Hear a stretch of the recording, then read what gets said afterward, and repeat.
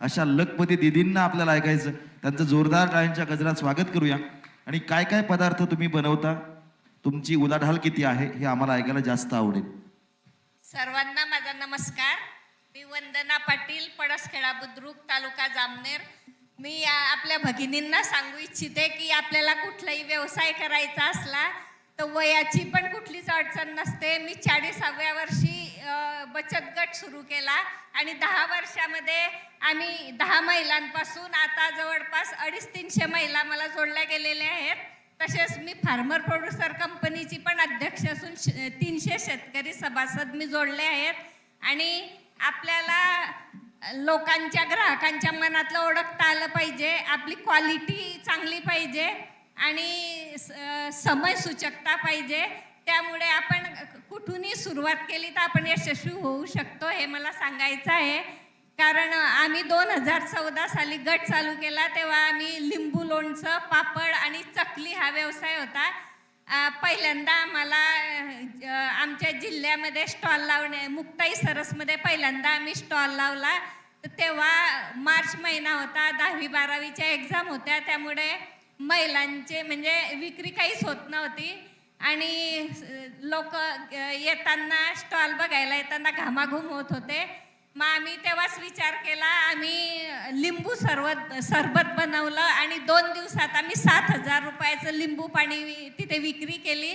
आणि तेव्हाच आम्हाला समजलं की ग्राहकांना काय पाहिजे ते आपल्याला ओळखता आलं पाहिजे आणि आपण क्वालिटी टिकवून ठेवली तर आपल्याला रेट पण आपल्याला पाहिजे तो मिळतो आणि आपण यशस्वी होऊ शकतो.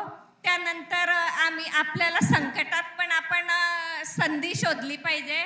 जेव्हा कोरोनाची लाट आली तेव्हा मी माझ्या गावातील 15 महिलांकडून 90,000 मास्क शिवून घेतले आणि 9 लाखाचं उत्पादन आम्ही त्या संकट काळात पण मिळवलं.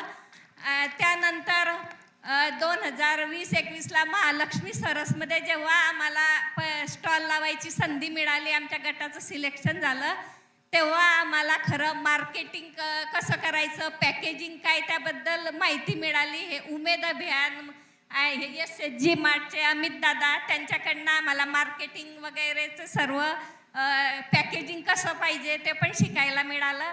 त्यानंतर आम्ही जेव्हा शेतकऱ्यांशी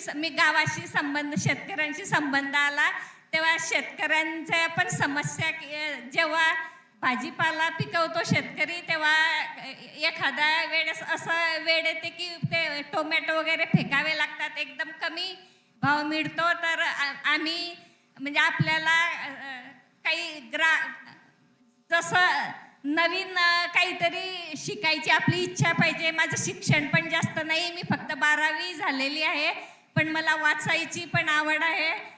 त्यामुळे मी आणि बचत गटाचे जेवढे ट्रेनिंग होतात ते मी सर्व अटेंड करते. त्यामुळे मला भाजीपाला प्रक्रिया उद्योगाविषयी आमच्या जिल्ह्याच्या कृषी विज्ञान केंद्रामध्ये 3 दिवसाचं प्रशिक्षण घेतलं.